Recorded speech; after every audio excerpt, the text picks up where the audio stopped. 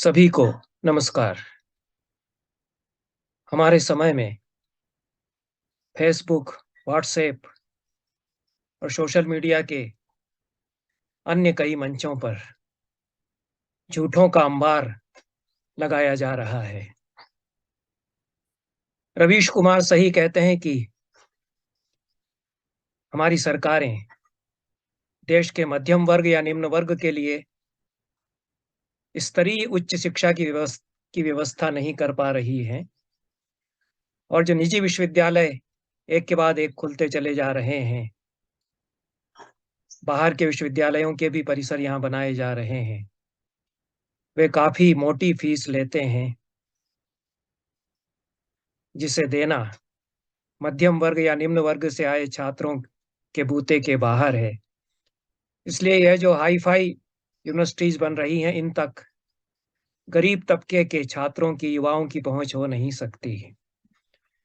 और जो शिक्षा विद्यालयों से निकलने के पश्चात सरकारी कॉलेजों में या विश्वविद्यालयों में प्राप्त होती है, वह समीचीन समुचित व्यवस्था उसकी नहीं है। इसलिए युवा वर्ग में एक तरह का शून्य फैलता जा रहा है और उस शून्य को झूठों से भरने का प्रयास सोशल मीडिया के इन मंचों पर किया जा रहा है। इसके पीछे पूरी व्यवस्था लगी हुई है। इस व्यवस्था में कुछ धर्म धुरंधर लोग, धर्म की ध्वजा उठाने वाले लोग, वो भी सम्मिलित हो गए हैं और वो भी धर्म के नाम पर कुछ झूठों का अंबार लगा रहे हैं। किन्हीं सज्जन ने कुछ समय पहले महाभारत से संबंधित एक पोस्ट किया, कदाचित फेसबुक के अपने वॉल पर,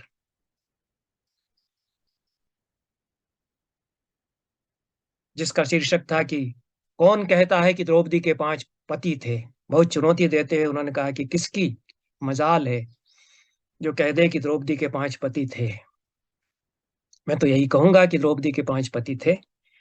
लेकिन इन सज्जन ने जो पोस्ट किया, वो घूम फिर करके फिर कभी कोई न कोई फिर से पोस्ट कर देता है।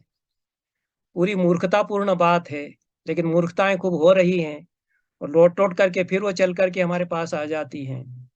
कहते हैं कि झूठ के पैर नहीं होते, लेकिन झूठ के तो बहुत पैर हो गए हमारे समय में और वो कई तरह से चल के फिर हमारे सामने प्रकट हो जाता है। सच उसको चाहे जितना खंडित करता रहे, वो फिर उठ खड़ा होता है। तो इस पोस्ट में उन सज्जन ने कहा कि 200 वर्षों से प्रचारित झूठ का खंडन, द्रौपदी के एक ही पति था, युधिष्ठिर। द्रौपदी के एक ही पति था, युधिष्ठिर। उन्होंने लिखा कि जर्मन के संस्कृत जानकार मैक्स मूलर को जब विलियम हंटर की कमेटी के कहने पर वैदिक धर्म के आर्य ग्रंथों को बिगाड़ने का जिम्मा सौंपा गया, तो उसे मनुस्मृति, रामायण, वेद के साथ साथ महाभारत के चरित्रों को बिगाड़ कर दिखाने का काम भी किया गया। उसमें इन ग्रंथों को बिगाड़ कर दिखाने का काम भी मैक्स मूलर साहब ने कर दिया। जब कुछ भी नहीं सूझता तो मैक्स मूलर को गाली दे दो। ये सारा जो कुछ भी अनर्थ हो रहा है, उसका जिम्मेदार मैक्स मूलर है। वह सब करके गया है। वेद भी सब उसने बिगाड़ दिए, मनुस्मृति भी उसने बिगाड़ दी, रामायण और महाभारत, उसमें भी उसी ने सब बिगाड़ कर दिया। आगे उन्होंने लिखा कि किसी भी प्रकार से प्रेरणादायी पात्र चरित्रों में विक्षेप करके उसमें झूठ का तड़का लगाकर महानायकों को चरित्रहीन, दुष्चरित्र और अधर्मी सिद्ध करना, इसका काम था मैक्स मुलर का, जिसमें भारतीय जनमानस के हृदय में अपने ग्रंथों और महान पवित्र चरित्रों के प्रति घृणा और आक्रोश का भाव जाग जाए और प्राचीन आर्य संस्कृति सभ्यता को निम्न दृष्टि से वे देखने लगे और फिर वैदिक धर्म से आस्था और विश्वास समाप्त हो जाए। अब इन्होंने वैदिक धर्म में आस्था और विश्वास जगाने के लिए जो मुहिम छेड़ी, उसमें इनका कहना यह है कि हंटर कमेटी कोई थी। हंटर साहब ने मैक्स मुलर से कहा कि कैसे भारतीय जो धर्म ग्रंथ हैं, उनमें तुमको मिलावट करनी है, और मैक्स मुलर साहब ने फिर ये काम किया। हंटर कमेटी का मुझे जानकारी नहीं है। हंटर कमीशन जरूर बना था। लॉर्ड रिपन जब गवर्नर जनरल थे, और जहाँ तक मेरी जानकारी है, भारतीयों के प्रति, भारत के प्रति उनकी कुछ सहानुभूति थी।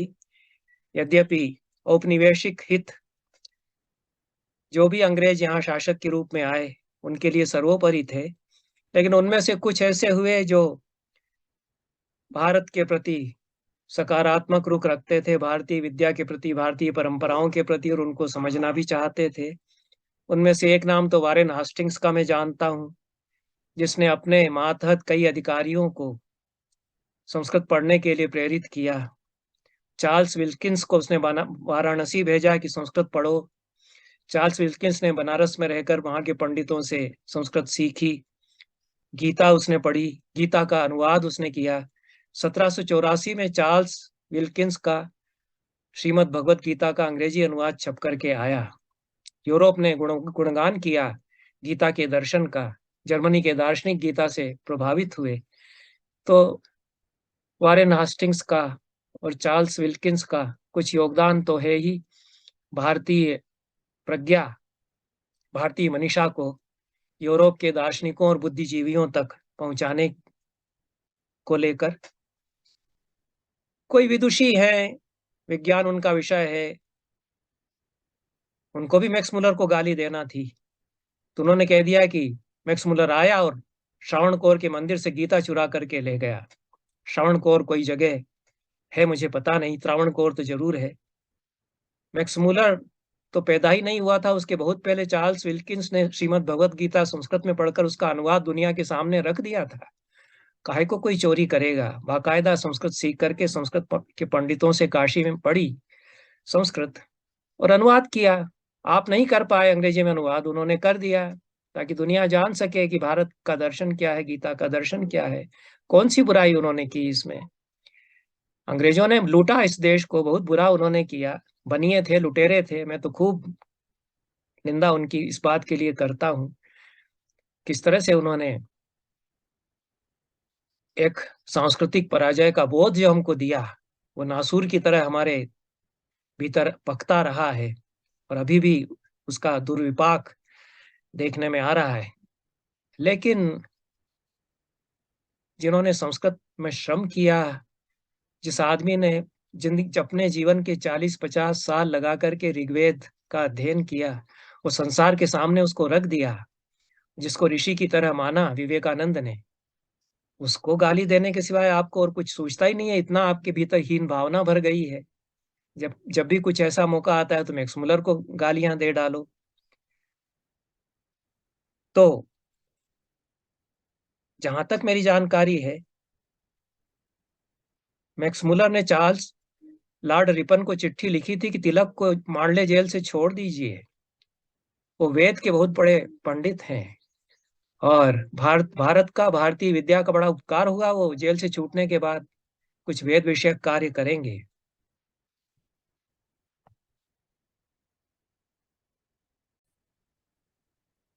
तो मैक्स मुलर के पत्र लिखने पर तिलक, बाल गंगाधर तिलक को रिहा कर दिया गया था और इस बात को तिलक ने एक्नॉलेज किया है कि मैक्स मुलर ने मेरे मांडले जेल से रिहाई में सहायता की है। और उसके बाद वो वेद पर कार्य करते रहे। बहुत अनोखा योगदान है वेदों के अध्ययन में बाल गंगाधर तिलक का। इस बात को मैक्स मुलर समझते थे और मैक्स मुलर का जो अद्भुत अनोखा योगदान वेद के अध्ययन में है, उसको तिलक भी समझते थे। जिन्होंने ना मैक्स मुलर की कोई किताब कभी उठाकर देखी, पढ़ी, न बाल गंगाधर ने वेदों पर कैसा कार्य किया है उसके बारे में जिनको पता है, वो गाहे बगाहे मैक्स मुलर को गाली दे देते हैं और कुछ तो भी झूठ उसके नाम पर उठा करके खड़ा कर देते हैं। मैक्स मुलर से असहमति हो सकती है उसके कुछ वक्तव्यों से, उसके दृष्टिकोण से, लेकिन जो बड़ा अकादमिक कार्य है मैक्स मुलर का, जिसको कि 19वीं शताब्दी के उत्तरार्ध से लगा करके 20वीं शताब्दी के पूर्वार्ध में संस्कृत के उस समय के बड़े बड़े विद्वानों और पंडितों ने स्वीकार किया कि उन्होंने अद्भुत और अनोखा कार्य किया है, तो उसको बिना मतलब के आप उसके पीछे पड़ गए, गाली देने लग गए। कुछ पता ही नहीं है, आपने कोई किताब मैक्स मुलर की कभी नहीं देखी। मैक्स मुलर की एक किताब India what it can teach us, जो है उसका हिंदी अनुवाद मिलता है, वही देख लेते। उस किताब को पढ़ करके गांधी जी ने कहा कि हिंदू धर्म के बारे में बहुत सारी जानकारियां मुझे इस पुस्तक से ऐसी मिली हैं जिससे मेरी आंखें खुली और बहुत लाभ मुझे हुआ इस किताब को पढ़ने से। तो जितना मैं जानता हूँ, लॉर्ड रिपन के समय हंटर कमीशन बना। अब वो हंटर साहब कब मैक्स मुलर के पास चले गए, कब उन्होंने कह दिया मैक्स मुलर से कि तुम ऋग्वेद, यजुर्वेद, सामवेद, अथर्ववेद और रामायण और महाभारत और मनुस्मृति इन सब ग्रंथों में पाठ बिगाड़ दो, इससे कि धर्म के प्रति आस्थाएं नष्ट हो जाएं इन लोगों की, कब उन्होंने ऐसा किया? हंटर कमीशन की रिपोर्ट मैंने देखी, जितना मैं समझ सका उसकी तो बहुत सारी संस्तुतियां वही हैं जो न्यू एजुकेशन पॉलिसी में पिछले साल संस्तुतियां दी गई हैं। तो लॉर्ड रिपन क्या करना चाह रहे थे और हंटर साहब क्या करना चाह रहे थे शिक्षा में, मुझे लगा कि वह तो मैकाले साहब की शिक्षा नीति से बहुत अलग है। मैं पढ़ देता हूँ जितना मुझे मिला, हो सकता है कि गलत हो, किसी ने गलत सूचना दे दी हो, लेकिन हंटर कमीशन की जो बातें हैं उन उसकी संस्तुतियों में यह है कि प्राथमिक शिक्षा व्यवहारिक हो, प्राथमिक शिक्षा देशी भाषाओं में हो। इतना कर देते, आजादी के बाद कम से कम कर देते। हंटर साहब कह गए हैं इसलिए कर देते कि मातृभाषा में शिक्षा हमारे स्कूलों में होने लगती, तो देश बदल जाता अब तक। अब न्यू न्यू एजुकेशन पॉलिसी में फिर कहा गया कि मातृभाषा में शिक्षा हो, लेकिन कहाँ हो रही है? Public school, English medium school तो वैसे ही फल फूल रहे हैं, सिनारियो तो वही बना हुआ है। 1880 में हंटर कमीशन कह गया कि भारत देश में यहाँ की देशी भाषाओं के माध्यम से शिक्षा दी जाए। तीसरी संस्तुति है कि शैक्षिक रूप से पिछड़े पिछड़े इलाकों में शिक्षा विभाग स्थापित हो। ये तो कोई बुरी बात नहीं है, अपने अपने शिक्षा विभाग हों हर प्रांत में, हर क्षेत्र में। धार्मिक शिक्षा को प्रोत्साहन न दिया जाए, मैं तो इससे सहमत हूँ कि किसी मजहब की, रिलीजन की शिक्षा इस तरह से न दी जाए कि संकीर्णता उत्पन्न हो। या इस पर असहमति आपकी हो सकती है, लेकिन जो अब आप कह रहे हैं कि सेकुलर शिक्षा व्यवस्था हो, गांधी जी भी कह रहे थे कि सेक्युलर स्टेट होनी चाहिए, उस बात को हंटर साहब ने कह दिया है। बालिकाओं के लिए सरल पाठ्यक्रम और निःशुल्क शिक्षा की व्यवस्था हो। अब हम ये कर रहे हैं कि लड़कियों के लिए फ्री एजुकेशन हो। 1880 में हंटर साहब ये कह गए।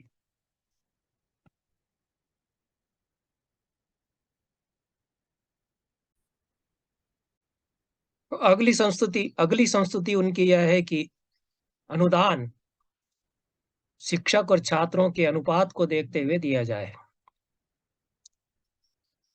इसमें भी बुराई नहीं है, जहां जहां कई हजार विद्यार्थी हैं वहां अनुदान कम है, और कुछ हाईब्रो इंस्टीट्यूशंस हैं, उच्चभ्रू संस्थाएं हैं, उनके पास साधन सुविधाएं ज्यादा हैं। ये जो विषमता है यह दूर कर दी जाए, यही इससे पता चलता है कि हंटर साहब चाहते थे। उनका गुणगान मैं नहीं कर रहा हूं, लेकिन संस्तुतियां तो उन्होंने यही दी हैं। अगली संस्तुति है कि देशी शिक्षा के पाठ्यक्रम में परिवर्तन न करके पूर्ववत चलने दिया जाए। इससे तो यही आशय लगता है कि यूरोप की कोई पद्धति हम न ला दें, इन लोगों की कोई शिक्षा पद्धति हो तो उसको चलने दिया जाए। और लॉर्ड रिपन शायद यही चाह रहे थे। देशी पाठशालाएं राष्ट्रीय शिक्षा प्रणाली में महत्वपूर्ण स्थान ग्रहण कर सकती हैं, ये उन्होंने आगे लिखा कि जो पाठशालाएं हमारी चली आ रही थी इस देश के लोगों की, उनको चलने दिया जाए। कुल मिलाकर के प्राथमिक शिक्षा, माध्यमिक शिक्षा, उच्च शिक्षा को लेकर के संस्तुतियां थी हंटर कमीशन की, और अनुदान व्यवस्था को लेकर के संस्तुतियां थी। स्त्री शिक्षा और मुस्लिमों की शिक्षा को लेकर के भी संस्तुतियां थी, और लोक भाषाओं में शिक्षा दी जाए। आदिवासी और पर्वतीय क्षेत्र के लोगों की जो भाषाएं, उनको उन्हीं भाषाओं में शिक्षा दी जाए, ये संस्तुति उन्होंने दी। तो उससे तो ऐसा नहीं लगता कि कोई षड्यंत्र, दुरभिसंधि हंटर साहब करना चाह रहे थे बहुत बड़ी, और मैक्स मुलर के पास वो चले गए होंगे। भारत के जो निर्धन छात्र हैं उनको छात्रवृत्ति दी जाए, यह भी उसकी एक संस्तुति है। 2 विश्वविद्यालयों की स्थापना की संस्तुति हंटर कमीशन ने की थी, एक पंजाब विश्वविद्यालय, दूसरा इलाहाबाद विश्वविद्यालय। और दोनों विश्वविद्यालय फिर सरकार के द्वारा स्थापित किए भी गए। अमल किया गया हंटर कमीशन की संस्तुतियों पर, कम से कम इन पर तो। अमूमन होता यह है कि जो कमीशन बन जाता है उसकी संस्तुतियां ठंडे बस्ते में चली जाती हैं। लेकिन पंजाब विश्वविद्यालय 1882 में बना और इलाहाबाद विश्वविद्यालय 1887 में बना। कितने कितने महान देशभक्त इन दोनों विश्वविद्यालयों में रहे हैं, कितने तपस्वी मनीषी इन विश्वविद्यालयों से पढ़ करके निकले हैं। तो ये तो हंटर कमीशन की संस्तुतियों के आधार पर बने।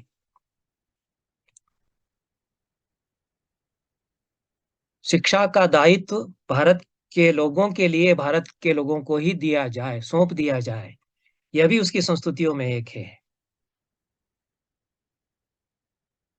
और जो रिपोर्ट है शिक्षा जगत में, शिक्षा जगत के जानकार लोगों की, उसमें माना गया कि हंटर आयोग की सिफारिशें लागू होने के बाद देश में शिक्षा का उल्लेखनीय विकास हुआ।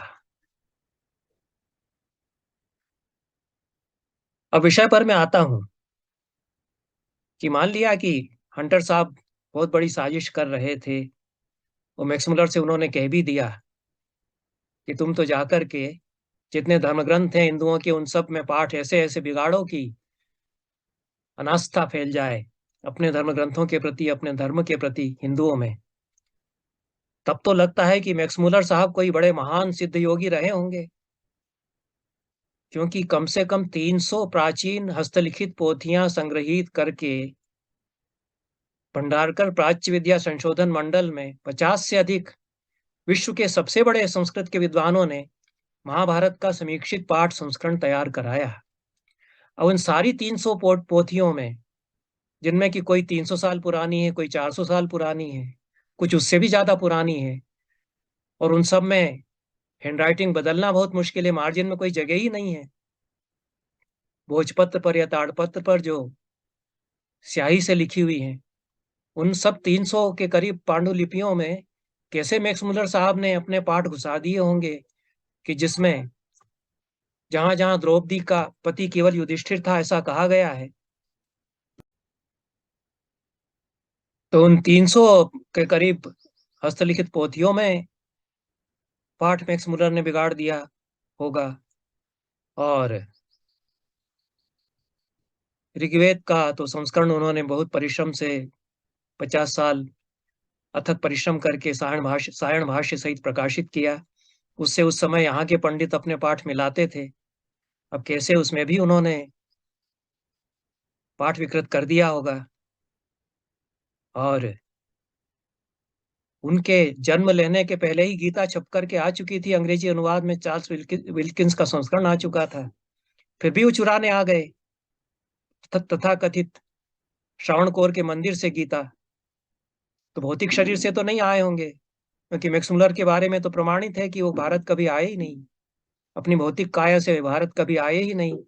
भारत उनका एक सपनों का देश बना रहा, जो वेदों और पुराणों का देश था। अतीत में, भव्य अतीत में वो जीते थे, उसको लेकर के उनकी खुशफहमियां, गलतफहमियां जो भी रही हों भारत को लेकर के उस सब में, लेकिन उन्होंने कार्य बहुत बड़ा किया। लेकिन अब इस सब को मान लिया जाए जो ये सज्जन कह रहे हैं, तो मैक्स मुलर तो बड़े महान योगी थे। वो तो अपनी दिव्य देह से कहीं भी प्रकट होकर के और सारी पोथियां उलट पुलट करके उनके पाठ बदल सकते थे, जो 300 साल पहले लिखी गई थी। 300 साल पहले के समय में वो चले जाते थे, वहां भी बदल देते थे पाठ, और अशरीरी रूप में गीता चुराने के लिए आ जाते थे मंदिर में। लेकिन इन सब पर विश्वास किया जाता है। भले ही आप कितना कहते रहिए कि मैक्स मुलर के इतने पहले गीता विल्किंस ने छपवा दी थी, संसार जानता था मैक्स मुलर ने ये किया, उनकी किताबें गांधी जी ने पढ़ी, विवेकानंद ने उनके बारे में ये कहा, वो तुरंत फिर से कोई गाली देने के लिए पैदा होगा, क्योंकि और कुछ काम ही नहीं है झूठ की गंदगी फैलाने के सिवाय। कुछ लोगों ने इस बात को अपना पुण्य पवित्र दायित्व मान लिया है कि मीडिया पर जितना हम विकार विकृतियां गंदगी फैला सकें और उलझा सकें देश के युवाओं को, इस तरह के फालतू झूठ के प्रपंचों में, मूर्खताओं में, उतना ही लाभ है हमारा व्यवस्था का, उतनी ही व्यवस्थाएं चलेंगी। हालांकि ऐसा सर्वत्र सब जगह संभव अब नहीं रहा, क्योंकि उसी मीडिया पर कहीं कहीं सच बोलने वाले भी प्रकट और पैदा होते रहते हैं। हालांकि उनकी संख्या बहुत कम है, और ये जो भोंपू की आवाज के तरह से झूठ के बिगुल बजाए जाते हैं, उनमें उनकी आवाज डूब जाती है। हम इस विषय पर फिर आते हैं। ये सज्जन जिन्होंने ये पोस्ट किया था, उन्होंने आगे लिखा कि आर्य नागरिकों के अथक प्रयास का ही परिणाम है कि मूल महाभारत के अध्ययन के बाद सबके सामने द्रौपदी के 5 पति के दुष्प्रचार का सप्रमाण खंडन किया जा रहा है। द्रौपदी के, वो द्रौपदी लिखते हैं, मेरे ख्याल में द्रौपदी होना चाहिए। संस्कृत के उद्धरण जो उन्होंने दिए हैं बहुत गलत दिए हैं, वो संस्कृत नहीं जानते हैं और महाभारत उन्होंने मूल में नहीं पढ़ा है।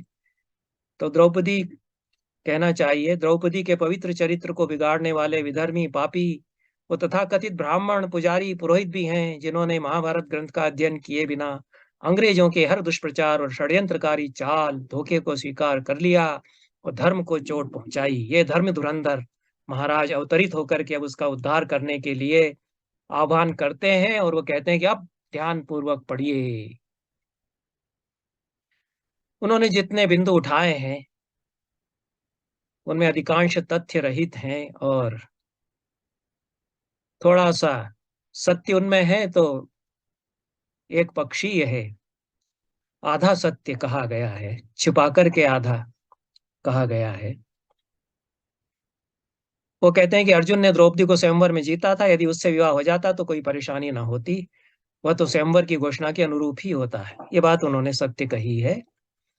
लेकिन अर्जुन लेकर के आ गए, अर्जुन और भीम दोनों थे वहां, दोनों द्रौपदी को साथ लेकर के आ गए। जो विरोधी राजा थे उनको भीमसेन ने परास्त किया और दोनों द्रौपदी को लेकर के चल दिए। द्रौपदी चुपचाप दोनों के साथ चली आई। उस पर मैं फिर कभी बात करूंगा, क्योंकि द्रौपदी का जो चरित्र है महाभारत में, वह एक विलक्षण, अद्भुत और अनोखा चरित्र है। वो एक महनीय महान महिला का चरित्र है।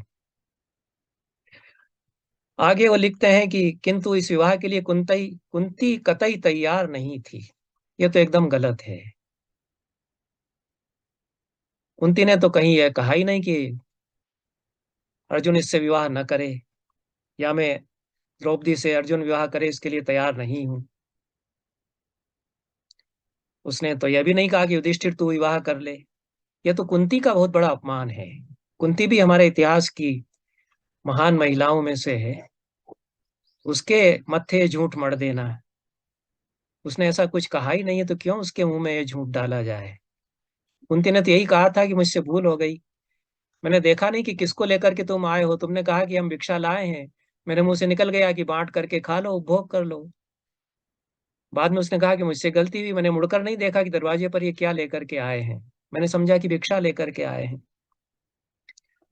गीता प्रेस गोरखपुर में 190वें अध्याय का चौथा श्लोक है, जिसमें कुंती कहती है, यथोचितम पुत्र मया पिचोक्तम समेत्य भुंक्तेति नृप प्रमादात। प्रमादवश मुझसे निकल गया मेरे मुंह से कि मिलकर के इसको उपभोग कर लो। तो ये तो कुंती ने ऐसा कुछ नहीं कहा जो ये कह रहे हैं कि वो तैयार नहीं थी अर्जुन विवाह कर ले इसके लिए। उसके कारण अंततः फिर युधिष्ठिर के ही साथ विवाह हुआ, ऐसा इनका कहना है।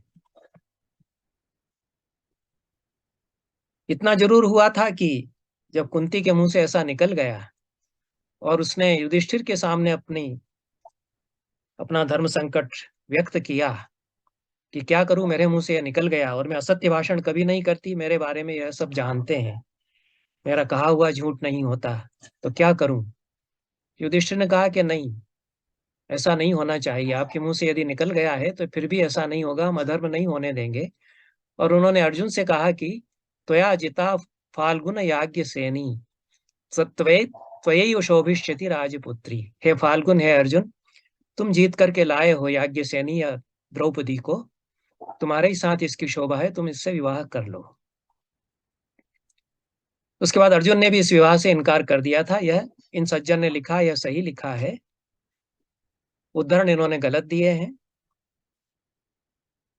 वर्तनी की अशुद्धियां हैं। युधिष्ठिर ने जब अर्जुन से कहा कि तुम विवाह कर लो, तो अर्जुन ने कहा कि यह तो उचित नहीं होगा। भवान निवेश्य प्रथमम ततोयम भीमो महाबाहुरचिंत्य कर्मा। आपका विवाह पहले होना चाहिए और फिर महाबाहु भीम, इनका विवाह होना चाहिए। आगे उन्होंने कहा कि हम चारों भाई और यह राजकन्या जिसको हम लेकर के आए हैं, हम सब आपके अधीन हैं। आप जो कहेंगे वह हम करेंगे। प्रकोदरोहम च यमौ च राजन नियम च कन्या भवतो नियोज्या। इन्होंने गीता प्रेस गोरखपुर के संस्करण से उद्धरण दिए हैं, इसलिए उसी संस्करण से मैं उद्धरण दे रहा हूँ। 190वें अध्याय का, आदि पर्व का 190वें अध्याय का 9वां श्लोक है, जिसमें अर्जुन यह कहते हैं कि मैं वृकोदर और ये जुड़वा भाई नकुल और सहदेव और ये राजकन्या आपके अधीन हैं। आप जो कहेंगे वह होगा। तब युधिष्ठिर ने द्रौपदी पर दृष्टि डाली, और जो बाकी भाई थे अर्जुन के अतिरिक्त, उन्होंने भी द्रौपदी पर दृष्टि डाली। और जो फिर हुआ उसका वर्णन मैं आगे चल करके बताऊंगा कि क्या हुआ और क्यों फिर ऐसा हुआ कि पांचों पांडवों का विवाह द्रौपदी के साथ हुआ।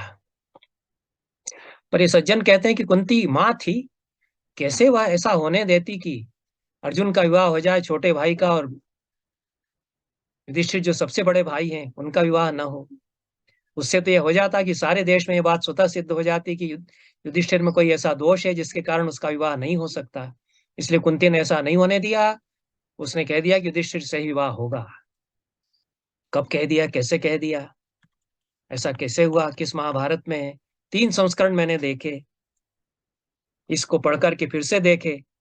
भंडारकर प्राच्य विद्या मंडल से प्रकाशित समीक्षित पाठ वाला संस्करण, गीता प्रेस गोरखपुर से प्रकाशित संस्करण, दाक्षिणात्य पाठ पाठ वाला कुंभकोणम संस्करण जो निर्णय सागर प्रेस से छपा हुआ है। तीनों में ऐसा कहीं नहीं है। लेकिन ये धर्म धुरंधर जी कहते हैं कि आप स्वयं निर्णय करें कि कुंती की सोच में क्या भूल है, जो उसने सोचा एक माँ के रूप में कि बड़े भाई का विवाह हुए बिना कैसे मैं छोटे भाई का विवाह करा दूं अपने बेटों में। अपने बच्चों का हित उससे अधिक कौन सोच सकता है, वो कहते हैं। इसलिए माता कुंती चाहती थी कि सारे पांडव भी यही चाहते थे कि विवाह युधिष्ठिर से हो जाए। कुंती के दिमाग में क्या चल रहा था ये पता उन्होंने कर लिया। कैसे पता कर लिया? इसलिए इनका कहना है कि कुंती का आदेश था कि युधिष्ठिर विवाह कर ले। युधिष्ठिर ने विवाह किया। इसलिए द्रौपदी जब जब पति की बात करती है तो केवल युधिष्ठिर को अपना पति बताती है, ऐसा इनका कहना है। कुछ उदाहरण इन्होंने दे दिए, काट छांट करके उदाहरण दिए हैं, कुछ गलत व्याख्या करते हुए दिए हैं। यह तो सही है कि सत्य है कि द्रौपदी अनेक स्थलों पर कहती है कि मैं युधिष्ठिर की पत्नी हूं, पर भीमसेन की, अर्जुन की, नकुल सहदेव की पत्नी नहीं हूं ऐसा तो नहीं कहती है। केवल युधिष्ठिर से ही मेरा विवाह हुआ, एकमात्र पति वो मेरे हैं, वह मेरे हैं, ऐसा भी नहीं कहती है। 1 वर्ष के लिए बड़े भाई की पत्नी रहेगी, उसके बाद 1 वर्ष के लिए भीमसेन की पत्नी रहेगी। उसके ऐसा नारद के उपदेश पर इन्होंने आपस में समझौता किया था, यह भी महाभारत में आया है। तो जहां जहां द्रौपदी यह कहती है कि मैं युधिष्ठिर की पत्नी हूं, वो उस वर्ष के काल में कहती है जिस वर्ष के काल में वह युधिष्ठिर की पत्नी है। और यदि उस काल में नहीं भी कहती है तब भी, चूंकि पांचों पांडवों की पत्नी है, इसलिए यदि कहती है सबसे बड़े भाई की पत्नी अपने को, तो कोई झूठ नहीं कहती।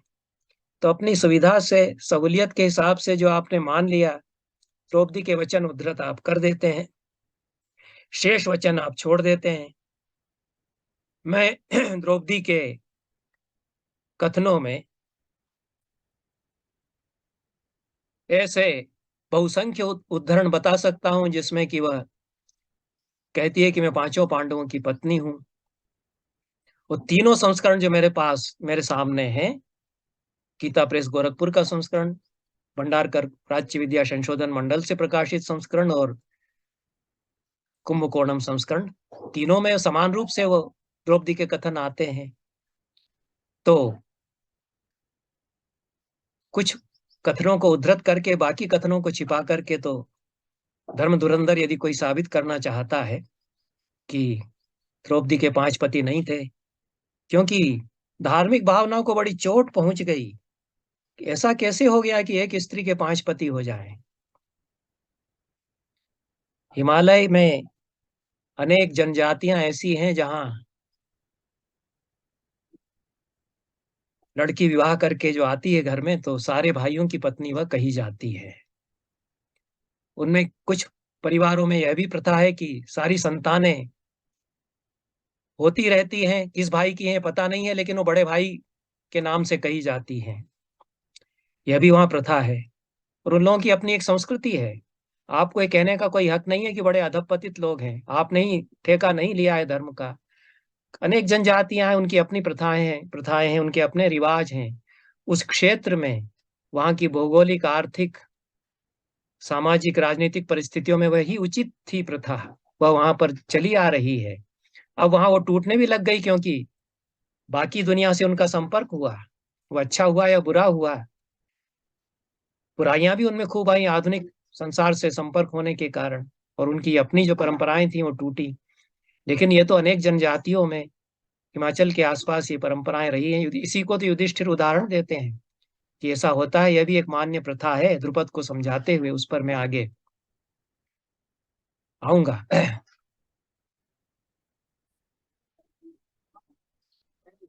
मैं कुछ उदाहरण जो इन सज्जन ने दिए हैं, जहां जहां द्रौपदी युधिष्ठिर की पत्नी में हूं ऐसा कहती है, और कीचक वध प्रसंग में भीमसेन कहते हैं कि बड़े भाई की पत्नी का अपहरण करने वाले में उस दुष्ट का वध कर दूंगा। वो सब उदाहरण अपनी जगह पर हैं। वो आधा सच कहते हैं, शेष सत्य छिपाते हैं। और छद्मवेश में जब विराट के यहाँ पांडव रह रहे हैं तो कदाचित वह काल, वह समय है जब 1 वर्ष के लिए युधिष्ठिर की पत्नी है द्रौपदी, इसलिए भीमसेन ऐसा कह रहे हैं या द्रौपदी वहां पर ऐसा कह रही हैं। बाकी द्रौपदी के अनेक कथनों में मैं 5 पांडवों की पत्नी हूँ ऐसा वो अनेकत्र तीनों संस्करणों में कहती है। और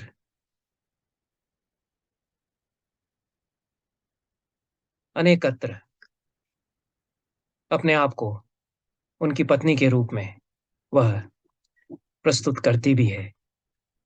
मैं इस पर ज्यादा चर्चा नहीं करना चाहता, लेकिन द्रौपदी हमारे इतिहास की सबसे महनीय स्त्रियों में से एक है। उसको आप धर्म धुरंधरों के सर्टिफिकेट की जरूरत नहीं है कि किसी तरह आप सिद्ध करें कि उसके तो एक ही पति था और मैक्स मुलर ने सारी पोथियां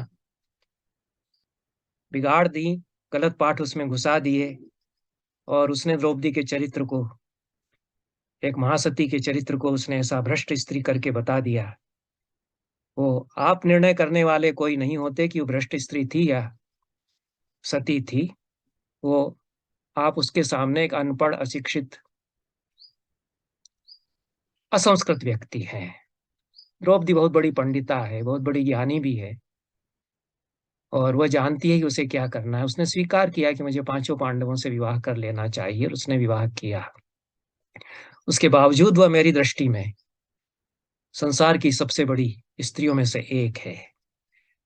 ये मैं ही नहीं कह रहा हूं, ये हमारे पुरखे कहते आए, जो जानते थे कि द्रौपदी के 5 पति थे। वो भी यही कहते थे कि द्रौपदी हमारे लिए पूज्य महिला है, सबसे बड़ी सतियों में से एक है। हमारे घरों में प्रातः काल अहल्या, द्रौपदी, तारा, सीता, मंदोदरी तथा पंचकन्या स्मरे नित्यम महापातक नाशनम। अहल्या, द्रौपदी, सीता, तारा, मंदोदरी, इन 5 कन्याओं का नित्य स्मरण करे, महापातकों का नाश हो जाता है। ऐसा उस श्लोक में कहा गया। हमारे दादा सुबह सुबह उठ करके इस श्लोक का पाठ करते थे, और भी कई बुजुर्ग लोग पाठ करते थे। उनको परंपरा का बोध था। तो आप ये कहने वाले मैदान में ताल ठोक करके कि मैं घोषित करता हूं कि द्रौपदी का केवल एक ही पति था, युधिष्ठिर, आप इस सत्य को ग्रहण करें और द्रौपदी के पवित्र चरित्र का सम्मान करें, आप द्रौपदी का अपमान कर रहे हैं। यह सब मिथ्या अंबार उसके नाम पर उठा करके। द्रौपदी महाभारत के पात्रों में सबसे ज्यादा बुद्धिमान पात्र है। मेरी दृष्टि में सबसे प्रखर बुद्धि वाली भी वह है। और संसार की सबसे रूपवती महिला तो वह उस समय की है ही। अद्भुत रूप, अद्भुत सौंदर्य उसका है। महाभारत के सारे पात्रों में सबसे तीखा बोलने वाली, सबसे दबंग और बहस करने वाली स्त्री भी वह है। कुछ बातें उसके चरित्र के बारे में, और क्यों ऐसा हुआ कि द्रौपदी ने कोई आपत्ति नहीं की जब कहा गया कि पांचों भाइयों का विवाह इसके साथ कर दिया जाए, तो चुप रही। जो इतनी प्रखर महिला है, बड़ों के सामने, बुजुर्गों के सामने मुझे मुंह नहीं खोलना चाहिए, ऐसा तो कुछ नहीं है। स्वयंवर हो रहा था और सूत पुत्र कर्ण भी लक्ष्यभेद करने के लिए उठे, तो द्रौपदी ने कहा कि मैं सूत से विवाह नहीं करूंगी। उसके मन में कुछ था। द्रुपद भी चाहते थे कि अर्जुन का पता चल जाए और अर्जुन से विवाह हो जाए। द्रौपदी भी कदाचित चाहती रही हो, तो उसने यहाँ भरी सभा में यह कह दिया। तो ऐसा तो संकोच उसको नहीं था कि यदि उसको लगता कि मेरे साथ तो बड़ा अन्याय हो गया, अर्जुन स्वयंवर की शर्त जीत करके लाए थे, और ये क्या युधिष्ठिर कर रहे हैं, क्या यह होने जा रहा है मेरे साथ, कितना बड़ा वो हो रहा है, ऐसा उसको लगता तो उसी तरह से चीखती चिल्लाती जिस तरह से भरी सभा में दुशासन ने जब वस्त्र खींचा तो बहुत बड़ी चुनौती बन करके सारे कौरवों के सामने खड़ी हो गई, और उसने सारा गेम ही चेंज कर दिया। भीष्म पसीने पसीने हो गए जब उसने बोलना शुरू किया।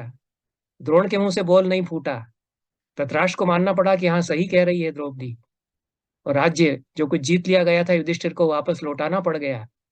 द्रौपदी तो ऐसी चरित्र है, इतनी प्रचंड भी वह हो सकती है, लेकिन यहां पर वह नहीं बोली। कहाँ चुप रहना और कहाँ बोलना है, यह द्रौपदी जानती है। बहरहाल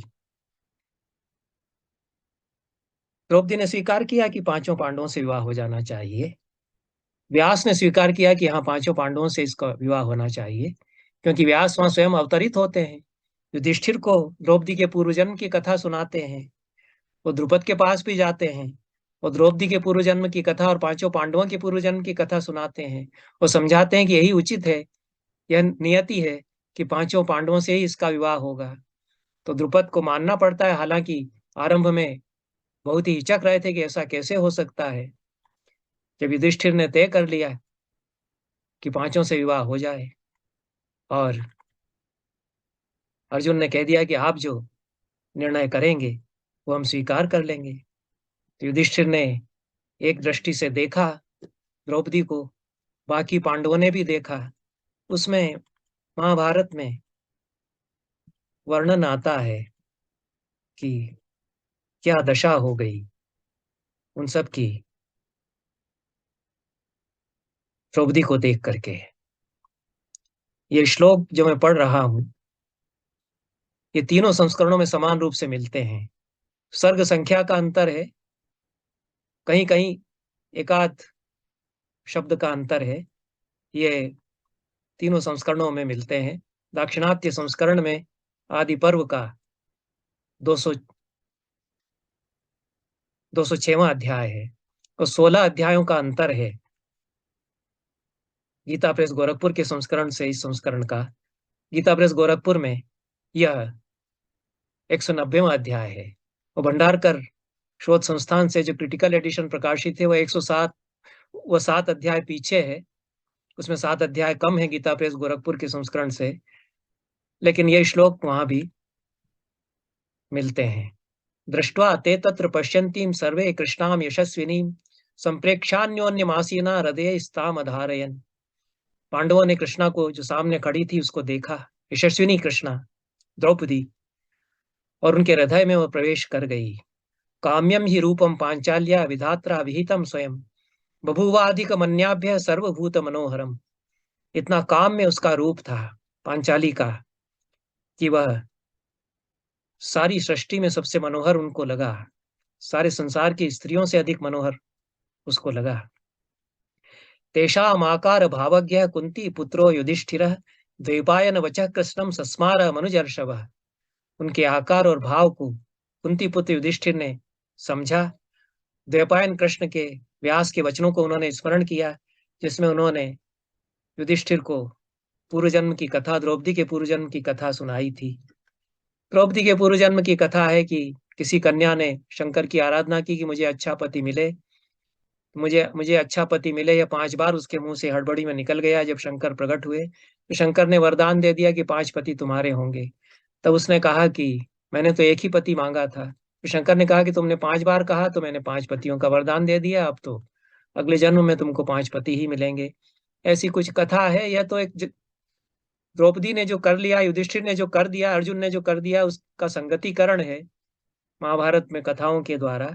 लेकिन हुआ तो यह। तब देवपायन के वचन को स्मरण करके मनुजर्षभ युधिष्ठिर ने कहा, अब्रवीत सहितान भ्रातृन मिथो भेद भयान नृपः सर्वेशाम द्रौपदी द्रौपदी भार्या भविष्यति न शुभा। हम पांचों भाइयों में कहीं भेद न हो जाए, आपस में ना हम झगड़ पड़े, इस भय से उन्होंने घोषणा की कि हम सबकी यह भार्या, यह शुभा द्रौपदी होगी। आगे कथा जैसी आती है कि द्रुपद ने पता लगाया कि कौन ब्राह्मण कुमार है जो स्वयंवर की शर्त जीत करके दूसरे ब्राह्मण कुमार के साथ मेरी कन्या को ले गया। उस समय तो नहीं कुछ कर पाए, क्योंकि बाकी सब राजा युद्ध के लिए तैयार हो गए। भीमसेन ने अकेले उनको परास्त किया और अर्जुन ने, और दोनों फिर वो द्रौपदी को साथ लेकर के चल दिए। उस समय तो अवसर नहीं रहा। बाद में उन्होंने धृष्टद्युम्न को भेजा कि पता लगाओ कहाँ ये लोग गए हैं। धृष्टद्युम्न ने पता लगाया कि कुमारवाड़ी जो उस नगर में है, द्रुपद नगर में, वहां ये लोग कुटिया में रुके हुए हैं। ये 5 ब्राह्मण कुमार हैं और इसी तरह से वो अपनी कुटिया में मेरी बहन को ले गए हैं। जाकर के उन्होंने बताया। तब उन्होंने बुलवाया सबसे बड़े भाई युधिष्ठिर को, और उन्होंने कहा कि आप में से एक भाई ने स्वयंवर की शर्त जीती है, तो आप पांचों में से कोई एक मेरी कन्या से विवाह कर ले। तब युधिष्ठिर ने कहा, सर्वेशाम महिषी राजन द्रौपदी नो भविष्यति। हे राजन, हम सब पांचों की ही महिषी रानी द्रौपदी बनेगी। गीता प्रेस गोरखपुर के संस्करण में आदि पर्व में 194 अध्याय का 23वां श्लोक है। कुंभकोणम संस्करण में 210वें अध्याय का 23वां श्लोक है। आगे गीता प्रेस गोरखपुर के 196 अध्याय में जब द्रुपद शंकाएं प्रकट करते हैं, वो कहते हैं कि ये तो बड़ा अधर्म हो जाएगा, मेरी बेटी के अनेक पति कैसे हो सकते हैं, ऐसा आप कैसे कह रहे हैं। तब युधिष्ठिर अनेक कथाएं सुनाते हैं कि ऐसा होता आया है, पहले के लोगों ने भी ऐसा किया है। फिर व्यास भी वहां आ जाते हैं और पांडवों के पूर्वजन्म की कथा सुनाकर सिद्ध कर देते हैं कि ये पांचों पांडव तो इंद्र के अवतार हैं और इनसे द्रौपदी का विवाह होना उचित है। तो द्रुपद को पता चल जाता है कि ये तो पांचों पांडव हैं, ब्राह्मण कुमार हैं, ब्राह्मण कुमार नहीं है, और व्यास भी कह रहे हैं। तो वे घोषणा करते हैं कि ठीक है, गृह्णन्ति में विधिवत पाणिमस्या यथोपजोषम विहितेषाम ही कृष्णा। भंडारकर ओरिएंटल इंस्टीट्यूट से प्रकाशित संस्करण में 190वें अध्याय का 4था श्लोक है। गीता प्रेस गोरखपुर के संस्करण में आदि पर्व के 197वें श्लोक का 4था श्लोक है। तो कुंभकोणम संस्करण में 213वें अध्याय में यह श्लोक है। लेकिन यही पाठ तीनों में मिलता है, अलग अलग अध्यायों में, जिसमें द्रुपद ने घोषणा की कि ठीक है, ऐसा ही है तो सारे पांचों पांडव मिलकर के इसका पाणी ग्रहण करें। अब जिन सज्जन ने द्रौपदी के सतीत्व का ठेका लिया है और जो कुछ उदाहरण देकर के बार बार ये बताना चाह रहे हैं, और जिनका झूठ फिर से लौट करके फिर पोस्ट कर दिया जाता है जैसा कि होता है, उन्होंने द्रौपदी के कुछ कथन उद्धृत किए हैं जिनमें वो कहती है कि मैं युधिष्ठिर की पत्नी हूं। तो मैं उससे ज्यादा कई कथन द्रौपदी के ऐसे उद्धृत कर सकता हूं जिनमें वो कहती है कि मैं पांचों पांडवों की पत्नी हूं, या पति शब्द का प्रयोग बहुवचन में करती है कि मेरे ये पति। सत्यभामा द्रौपदी संवाद बहुत प्रसिद्ध है वन पर्व के 233वें अध्याय में, जहां पर कि कृष्ण सत्यभामा को लेकर के पांडवों से मिलने आए हैं काम्यक वन में, वो सत्यभामा द्रौपदी को एकांत में ले जाती हैं और वो उनके जीवन का रहस्य जानना चाहती हैं। वे पूछती हैं कि पांचों पांडवों को आपने कैसे वश में कर रखा है, कि पांचों के पांचों आपका ही मुख ताकते रहते हैं। सुंदर शब्द है उसमें, तव वश्या ही सततम पांडवा प्रिय दर्शने मुख प्रेक्षाश्च ते सर्वे तत्व में तद ब्रवी ही में। पांचों पांडव तुम्हारे हे प्रिय दर्शने आपके वश में हैं और आपका मुंह जो होते रहते हैं, आपका ही मुख ताकते रहते हैं, मुख प्रेक्ष हैं वो आपके। तो इसमें क्या रहस्य है? ये पुणे संस्करण में वन पर्व का 222वां अध्याय है और तीनों संस्करणों में ये वचन है। सत्यभामा के, द्रौपदी के भी वही वचन है जो मैं पढ़ूंगा, और मैं इनको स्क्रीन पर शेयर कर लेता हूं। थोड़ा सा समय लगेगा ताकि सत्य सामने आ ही जाए। द्रौपदी यहाँ कहती है सत्यभामा से, प्रणयम प्रति संहृत्य निधाय आत्मानमात्मनि शुश्रूषु शुश्रूषुर्निरभिमाना पति नाम चित्त रक्षिणी। मैं अपने प्रणय को अपने भीतर संवृत करके, समेट कर, अपनी आत्मा को अपने भीतर निहित कर, अपने आत्म में स्थित होकर, निरभिमान होकर के अपने पतियों के मन की रक्षा करती हुई उनकी सेवा करती हूँ। यहाँ ये आप देख रहे हैं, पति नाम अपने पतियों की, ऐसा बहुवचन में है। सूर्य वैश्वान नर समान सोम कल्पान महारथान सेवे चक्षुर्हण पार्थान उग्र वीर्य प्रतापिना।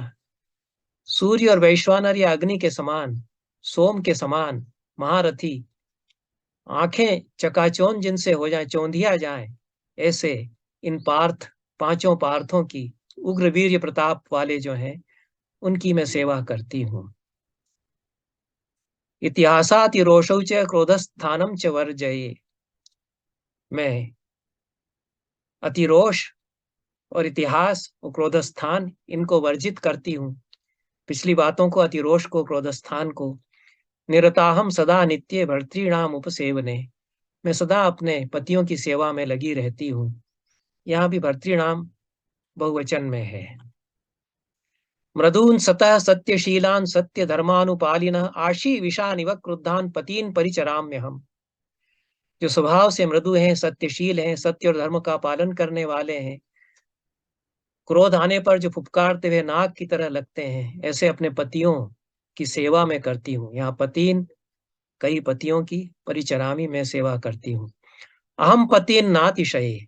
मैं अपने पतियों के पहले नहीं सोती, उनके बाद में नहीं सोती रहती, अतिशयन में नहीं करती। नात्यश्ने।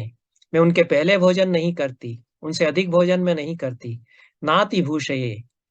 उनसे अधिक साज सज्जा में नहीं करती।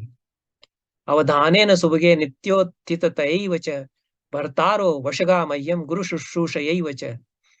मेरे जागरूकता के कारण, अवधान के कारण, नित्य जगी रहने के कारण, उत्थित रहने के कारण मेरे सभी पति मेरे वश में हैं। यहाँ भर्तारः बहुवचन में है। संस्कृत व्याकरण की जानकारी जिनको है वे स्वीकार करेंगे। और द्रौपदी को पंडिता कहा है महाभारत में अनेकत्र। बहुत बड़ी ज्ञानी और पंडिता वह थी और बहुत विलक्षण बुद्धि वाली थी। उस पर मैं अनेकत्र चर्चा करता रहा हूं और आगे भी करूंगा। यह जो कुछ मूर्खतापूर्ण ढंग से प्रसंग उठाया गया, उस पर बात करने की आवश्यकता ही नहीं थी, लेकिन द्रौपदी पर फिर से बात करने का, उसके जो विलक्षणता है उसको समझने का मुझे एक थोड़ा सा फिर से अवसर मिला कि तीनों संस्करण मैंने फिर से टटोले, इसलिए मैं कुछ बोल रहा हूं। आगे द्रौपदी के संबंध में कुछ व्यवस्थित होकर के चर्चा मैं कर सकूं, लेकिन इसमें जो द्रौपदी अद्भुत बातें बताती है सत्यभामा को, उनको मैं जरूर शेयर करना चाहता हूं। वो पिछली बातें कुछ बताती है कि देखो पहले क्या क्या होता था, एक समय वह भी था। तो कहती है कि धर्मराज युधिष्ठिर के उस समय 1 लाख दासियां हुआ करती थी। मैं अकेली उन सब के नाम जानती थी। उन सब के भोजन का भी ध्यान रखती थी। उनकी यात्रा में 1 लाख घोड़े और 1 लाख हाथी चलते थे। जहाँ लाख कहा जाता है संस्कृत में, वहाँ बहुसंख्य मानना चाहिए। संस्कृत में ये मुहावरेदार संस्कृत है, इसमें ऐसा प्राय होता है। 10,000 साल तक राजा दशरथ राज्य करते रहे, तो अनेक वर्षों तक राज्य करते रहे, यही समझा जाना चाहिए, क्योंकि संख्याओं का उल्लेख संस्कृत के मुहावरे में इस तरह से होता है। जैसे लखपति कहते हैं तो जरूरी नहीं है कि कई लाख ही उसके पास हो, कुछ हजार होने पर भी लखपति कह सकते हैं। तो यह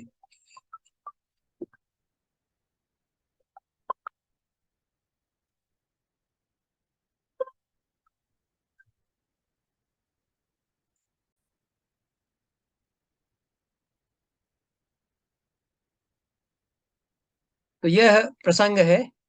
उस प्रसंग में द्रौपदी फिर कहती है कि उस समय भी मैं अपने सभी पतियों की सधर्मचारिणी बराबर बनी रही।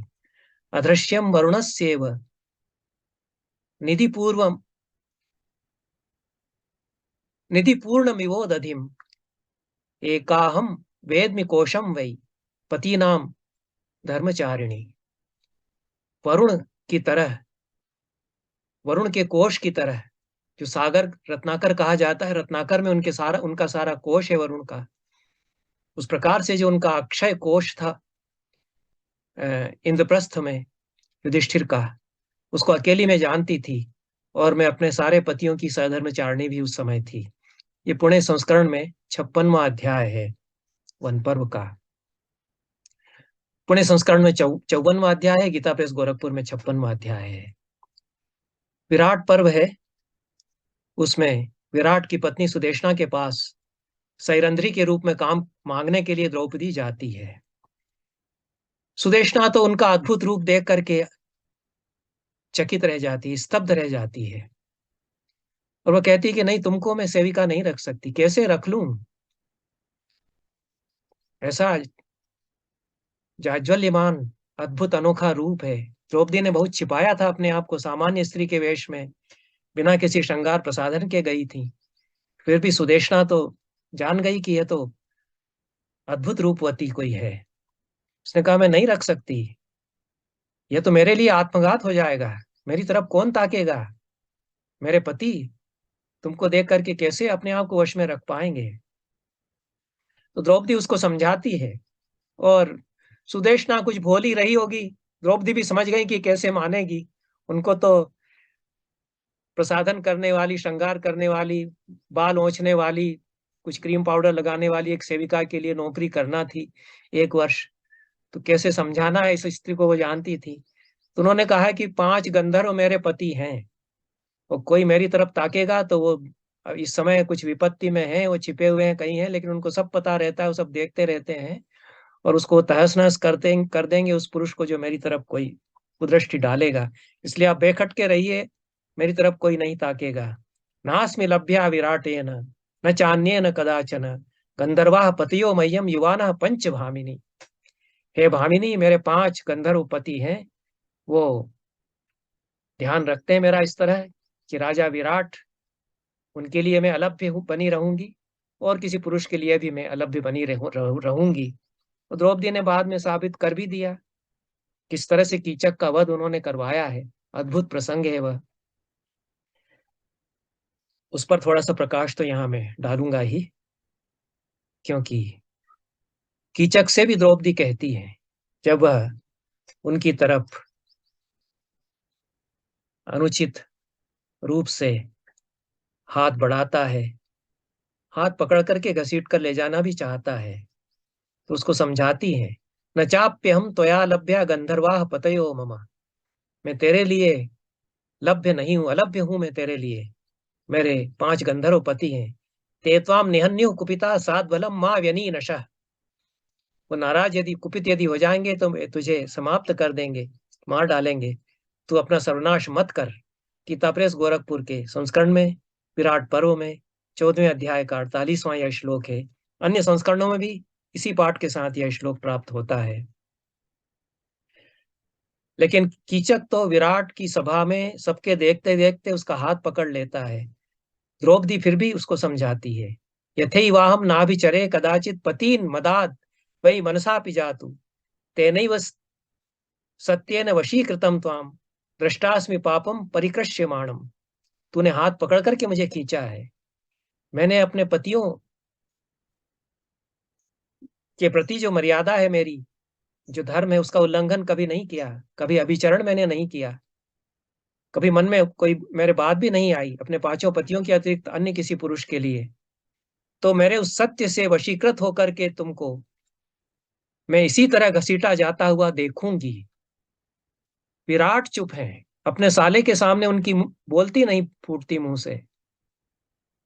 युधिष्ठिर द्रौपदी को समझाना चाह रहे हैं कि शैलेंद्री तुम अभी चुपचाप चली जाओ, तुम्हारे पति तुम्हारी रक्षा करेंगे, उसको समझा रहे हैं। भीमसेन भी वहां बैठे हुए हैं। युधिष्ठिर उनको भी हाथ दबा करके रोकते हैं कि इस समय चुप रहो, इस समय हम उजागर हो जाए ये उचित नहीं होगा हम सब के लिए। शैलेंद्री को भी वो इशारा कर रहे हैं, लेकिन द्रौपदी तो इतनी तेजस्विनी है, किसी के मुंह से बोल नहीं फूटता है। द्रौपदी घोषणा करती है कि इसी तरह से मैं तुझे घसीटा जाता हुआ देखूंगी। तो देखा द्रौपदी ने, वहीं उसके सामने ही भीमसेन ने उसको पोथ दिया, मलबा बना दिया उसका। वो देख रही है द्रौपदी वहां खड़ी, यह भी तो द्रौपदी है, लेकिन वो कहती है कि अपने पांचों पतियों को छोड़ करके कभी मेरे मन में अन्य किसी पुरुष के लिए कभी कोई बात आ ही नहीं सकती। यहां भी वह कहती है कि पांच पति मेरे हैं। विराट से भी वह कहती है, अवेक्षमाणा सुश्रोणी पति स्थान दीन चेतसः। अपने दीन मन वाले पतियों की तरफ आंखें ले जाते हुए विराट से वह कहती है, ये न दद्युर्न याचेयुर ब्रह्मण्या सत्यवादिनः तेषां माम मानिनीम भार्याम सूत पुत्र पदावधीत। इस नीच सूत पुत्र ने पैर से ठोकर मुझे लगाई है ऐसे महान पांच पतियों की जो मैं पत्नी हूं, ऐसी मानिनी भार्या को। द्रौपदी इतना सब समझती है कि यहाँ के लोग कुछ ऐसे दिमाग वाले हैं कि उनको फिर भी पता नहीं चलेगा कि पांचों पांडवों की पत्नी हो सकती है द्रौपदी। वो कुछ उस तरह के लोग थे वहां के, बहुत दूर ये देश था विराट का। और किस तरह के वहां के लोग थे उनको कुछ आभास भी नहीं था कि कोई पांच पांडव हैं, वो छिप करके कहीं रह सकते हैं। इतना दूरस्थ ये देश था, इसलिए वो जानती है। वो तो निर्भय होकर के घोषणा करती है। युधिष्ठिर पर भी ध्यान रखते हैं कि भाई कहीं ऐसा मत कहो कि कुछ किसी को पता चल जाए। द्रौपदी इन सब से तेजस्विनी और इतनी बुद्धिमती भी है, उसको मालूम है कि कुछ नहीं, इन लोगों को कुछ पता नहीं चलेगा, इसलिए वह तो बेखट के कह देती है। नहीं चलता फिर भी किसी को पता, फिर भी किसी को आभास नहीं होता कि बार बार जो कह रही है कि पांच पति मेरे हैं, तो ये वो द्रौपदी हो सकती है जिसके पांच पति इस समय कहीं अज्ञातवास में रह रहे हैं। उनके दिमाग में ये बात नहीं आती, लेकिन द्रौपदी तो घोषणा करती है। इसलिए द्रौपदी के बारे में कुछ सोच समझ करके कहा जाए कि क्यों कब क्या वह कह रही है, क्या वह कर रही है। तो आगे बहुत कुछ वह कहती है, लंबा संवाद यह है। उन्होंने ऐसे महनीय पांचों की पत्नी, मुझको इसने ठोकर मारी है, यह श्लोक बार बार आता है। सारे लोग को तहस नहस कर सकते हैं मेरे पति, उन पांचों की पत्नी को इसने ठोकर मारी है।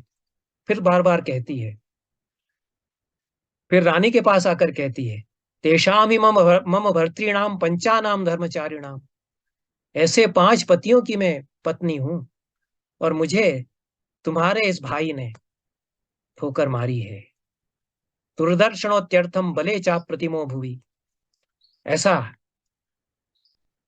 मेरे पति, ऐसा कोई मेरा पति एक है, वह इसको कुचल करके मसल करके रख देगा, यह भी वह बताती है सुदेशना को। और फिर रात को जहां रसोइये के रूप में किसी कोठरी में भीमसेन है, वह चली जाती है उनके पास। वर्णन किया है व्यास ने, ये व्यास की लेखनी है, तीनों संस्करणों में ये श्लोक है। सा लतेव महाशालम फुल्ल गोमति तीरजम परिष्वजत कल्याणी मध्यमम पांडुनंदनम। रात को सेरंध्री के वेश वाली द्रौपदी पहुंची, जैसे लता महाशाल से लिपट जाती है गोमती के किनारे पर उगे हुए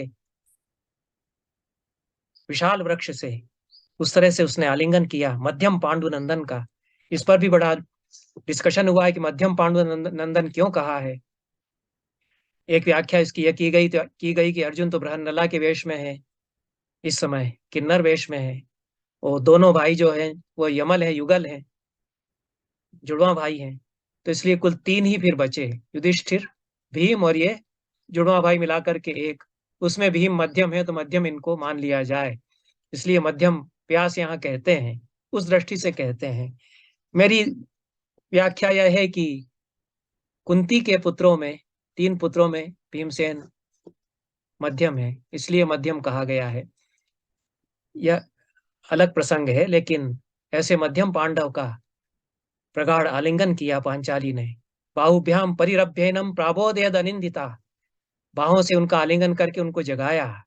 भीमसेनम उपाशिष्यद हस्तिनी व महागजम, जैसे हस्तिनी किसी महागज का आलिंगन करती है, वैसे भीमसेन का उसने आलिंगन किया। अशोच्यस्त्वम कुतस्तस्याः यस्याः भर्ता युधिष्ठिरः, भीमसेन से व्यंग्य में कहती है। इसको गलत पाठ के साथ उन सज्जन ने उद्धृत किया है। जिस स्त्री का पति युधिष्ठिर होगा उसके लिए अशोच्यता कहाँ होगी। भीमसेन को भड़काते हुए कहती है कि तुम भी तो मेरे पति हो। इसको उन सज्जन ने उद्धृत किया है कि देखो यहाँ भी तो भीमसेन से कह रही है कि जिसके पति युधिष्ठिर हैं उनकी उस स्त्री के लिए अशोच्यता कैसे हो सकती है, वो तो हमेशा आंसू ही बहाती रहेगी। ये तो भीमसेन को भड़काने के लिए कह रही है, क्योंकि भीमसेन बहुत कुपित हुए थे जब दुशासन ने द्रौपदी का वस्त्र खींचा भरी सभा में, और वो तो वहीं उसको कुचल देने के लिए उठकर खड़े हो रहे थे। युधिष्ठिर ने रोका। बाद में तो भीमसेन ने इतने कुपित हुए थे कि उन्होंने कहा कहा कि मेरा मन हो रहा कि तुम्हारे इन दोनों हाथों को जला दूं यहीं पर। बड़े भाई से कहा था, जिन हाथों से तुमने जुआ खेला है यह सब उसमें हुआ। तो द्रौपदी भीमसेन की कमजोरी जानती थी कि बड़े भाई से कैसे नाराज हो जाते हैं इन सब बातों को लेकर के। भीमसेन बहुत भोले मन के थे, बहुत स्नेहशील भी थे, बहुत कोमल भी थे। जितने महान पराक्रमी उतने ही सीधे और स्नेहशील। अर्जुन बहुत बुद्धिमान थे। प्रेम किया या नहीं किया द्रौपदी से, ये तो बड़ा कठिन सवाल है मेरे लिए। अर्जुन ने, भीमसेन ने तो प्रेम किया, हिडिंबा से भी, द्रौपदी से भी प्रेम किया तो भीमसेन ने किया। कमजोरी भीमसेन की द्रौपदी जानती है, और कैसे भीमसेन तैयार हो जाएंगे कीचक को कुचल देने के लिए, उसका मलम्मा बना देने के लिए, मलबा बना देने के लिए, ये द्रौपदी जानती है। इसलिए इस शब्दावली में वो बोल रही है। क्यों दुखी हो रही हो, भीमसेन पूछते हैं। तो द्रौपदी जवाब में कहती है कि जिस स्त्री का पति युधिष्ठिर हो उसके लिए अशोच्यता कैसे होगी। उसको तो आंसू ही बहाने हैं ना जिंदगी भर। इशारा है कि तुम भी तो मेरे पति हो, तुम्हें भी तो मेरे आंसू पोंछने हैं, जो भीमसेन को करना ही है। भीमसेन तो जानते हैं, वो तो उसके कहने पर कितने संकट उठाते हुए स्वर्ण कमल लेने के लिए चले जाते हैं। भीमसेन से ही कह सकती थी कि मैं वो स्वर्ण कमल चाहती हूँ। भीमसेन चले जाते हैं दुर्गम पहाड़ों पर उसके लिए लाने के लिए। इतना चाहा द्रौपदी को भीमसेन ने, और गांधारी द्रौपदी भी जानती है कि भीमसेन क्या है, इसलिए बृहन्नला के पास नहीं गई। उनसे कहती तो वह भी एक बाण चला करके उसको मार डालते। लेकिन द्रौपदी जैसा चाहती थी कि उसका मलबा बन जाए। द्रौपदी तो है ऐसी स्त्री, तो कुचल के पोत करके उसको रख दें, चूर चूर इस तरह से करें कि देखें विराट के लोग कि क्या कर सकती है एक स्त्री। जो कराया महाभारत तो पूरा द्रौपदी नहीं तो कराया है, तो नहीं तो रुक भी सकता था। तो यह जो कहा है द्रौपदी ने कहा है, ध्यान रखना चाहिए। ऐसे उद्धरण नहीं दे देना चाहिए कि यहाँ देखिए द्रौपदी अपने एक पति युधिष्ठिर है ऐसा कह रही है। ऐसा नहीं कह रही है, व्यंग्य में कह रही है, भीमसेन को चिढ़ाती हुई, उकसाती हुई।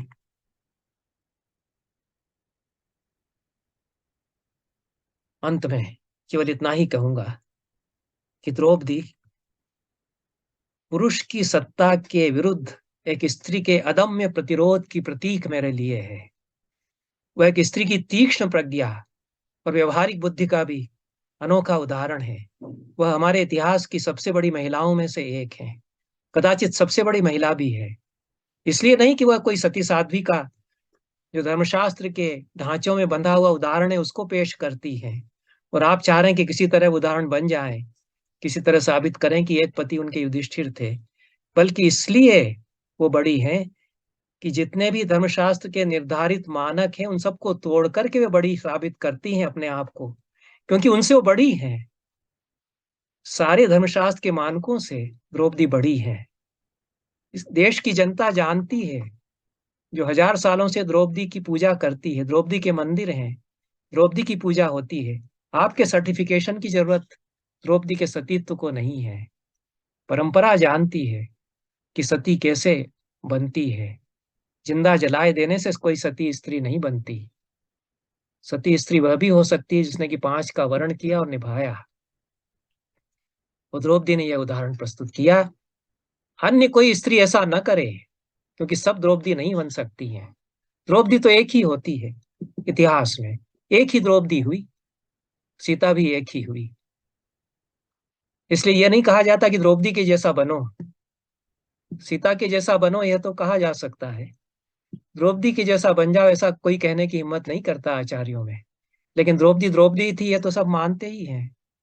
इसलिए यह तो सभी कहते हैं कि 5 कन्याओं में स्मरणीय द्रौपदी है।